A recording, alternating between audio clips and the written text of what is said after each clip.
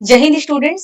आप सभी लोगों को पता होगा कि यूपी पीसीएस मेंस 2025 अभी कंप्लीट हुआ है हाल ही में, जो कि 29 मार्च 2026 से 1 अप्रैल 2026 तक चला है। अब हम लोग देखने वाले हैं कि 1 अप्रैल में जो फर्स्ट शिफ्ट और सेकंड शिफ्ट दोनों हुआ है उसमें किस टाइप के क्वेश्चंस पूछे गए हैं। सबसे पहले हम लोग देखने वाले हैं फर्स्ट शिफ्ट के क्वेश्चन पेपर को।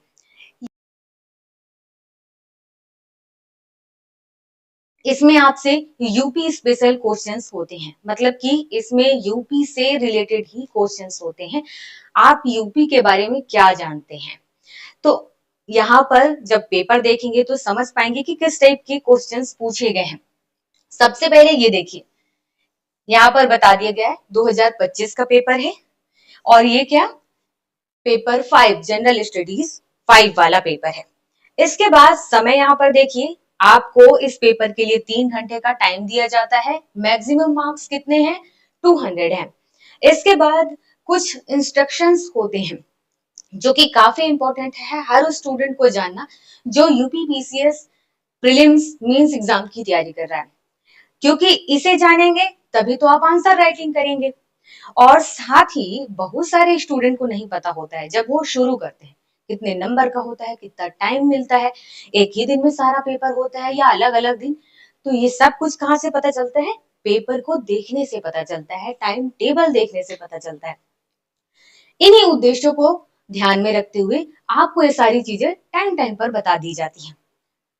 सबसे पहला इंस्ट्रक्शन क्या है कि 20 प्रश्न है, 2 सेक्शन है। सेक्शन ए में आपको 10 लघुत्तरीय प्रश्न दिए गए हैं, मतलब कि आपको आंसर केवल 125 वर्ड्स में करना है। सेकंड वाला सेक्शन है जिसमें 10 प्रश्न दिए गए हैं और ये दीर्घोत्तरीय टाइप के हैं, बड़े प्रश्न हैं। इसमें आपको आंसर लगभग 200 वर्ड्स में करना है।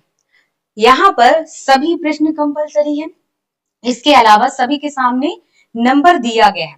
इसके अलावा यहाँ पर कहा गया है कि शब्द सीमा को ध्यान में रखना है, मतलब कि 200 वर्ड्स और 125 वर्ड्स, इनसे ओवर नहीं होना चाहिए। इससे ओवर होगा तो फिर आपके नंबर्स पर इफेक्ट पड़ेगा। इसके अलावा अब हम सीधे पहुंचते हैं क्वेश्चन पर। सेक्शन ए, सेक्शन ए में आपको 10 क्वेश्चंस दिए गए हैं। 10 क्वेश्चन में सबसे पहले ये देखिए, नंबर 1 है प्राचीन साहित्य के आधार पर अयोध्या के सांस्कृतिक महत्व का वर्णन कीजिए। सेकंड है आगरा की इंडो इस्लामिक वास्तुकला में भारतीय फारसी इस्लामिक शैलियों का मिश्रण है, टिप्पणी कीजिए। थर्ड क्वेश्चन है उत्तर प्रदेश की शिक्षा में आर्य समाज के योगदान की संक्षिप्त विवेचना कीजिए। इसके बाद 4 नंबर का क्वेश्चन है उत्तर प्रदेश के लोगों के दैनिक जीवन में साहित्य एवं संगीत के सांस्कृतिक महत्व को स्पष्ट कीजिए। 5 नंबर का क्वेश्चन है संवैधानिक प्रधान के रूप में उत्तर प्रदेश के राज्यपाल की भूमिका पर टिप्पणी कीजिए। इसके बाद क्वेश्चन नंबर 6 है इलाहाबाद उच्च न्यायालय के क्षेत्राधिकार तथा संवैधानिक मूल्यों को कायम रखने में उसकी भूमिका का विवेचना करें। इलाहाबाद उच्च न्यायालय, तो कई बार क्वेश्चन पढ़ते पढ़ते काफी सारे जीके से रिलेटेड आपको नॉलेज भी होता है, बस दिमाग एक्टिव रखिए। क्वेश्चन नंबर 7 है उत्तर प्रदेश में सूचना के अधिकार अधिनियम की प्रासंगिकता पर टिप्पणी कीजिए। क्वेश्चन नंबर 8 है सोशल मीडिया को परिभाषित कीजिए तथा विशेष रूप से उत्तर प्रदेश के संदर्भ में उसके द्वारा उत्पन्न कुछ आंतरिक सुरक्षा के लिए खतरों को पहचानिए। इसके बाद क्वेश्चन नंबर हम 9 देखते हैं। 9 में कहा गया उत्तर प्रदेश के ग्रामीण क्षेत्रों में स्वास्थ्य संबंधी प्रमुख चुनौतियों का नवीनतम ग्रामीण स्वास्थ्य आंकड़ों के आधार पर रेखांकन कीजिए। क्वेश्चन नंबर 10 है उत्तर प्रदेश के कृषि क्षेत्र में नवाचार पर चर्चा कीजिए तथा इसका किसानों की आय और ग्रामीण रोजगार पर प्रभाव का विश्लेषण कीजिए।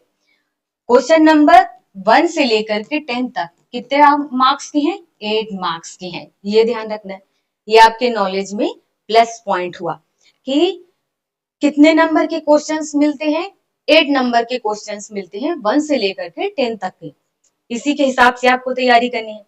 सेक्शन बी है, यहाँ पर आपको सारे क्वेश्चन 12-12 नंबर्स के होते हैं, तो ये आपको ध्यान रखना है।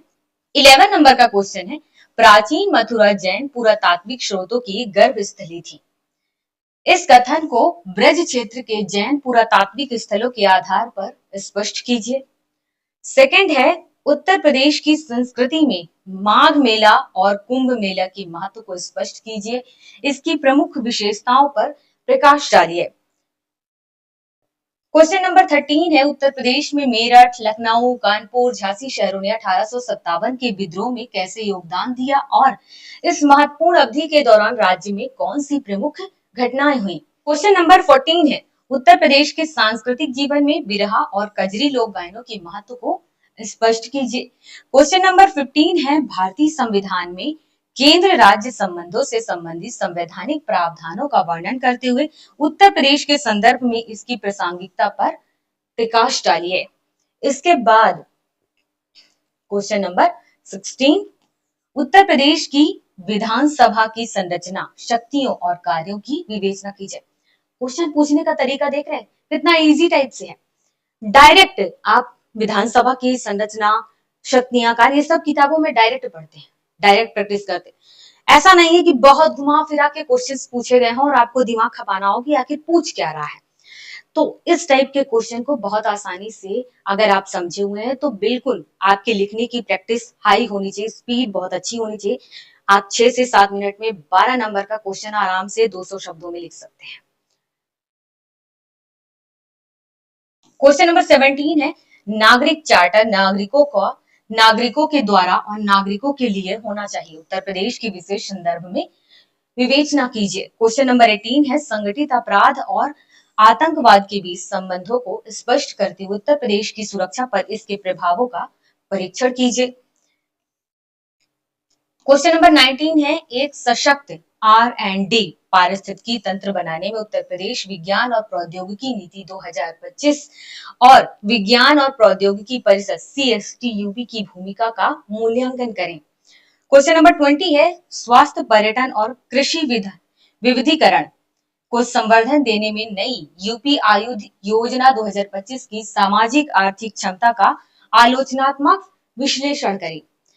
यहाँ पर आपके 20 क्वेश्चन कंप्लीट होते हैं। सारे क्वेश्चन 12-12 नंबर के हैं अगर आप ध्यान रहे हैं।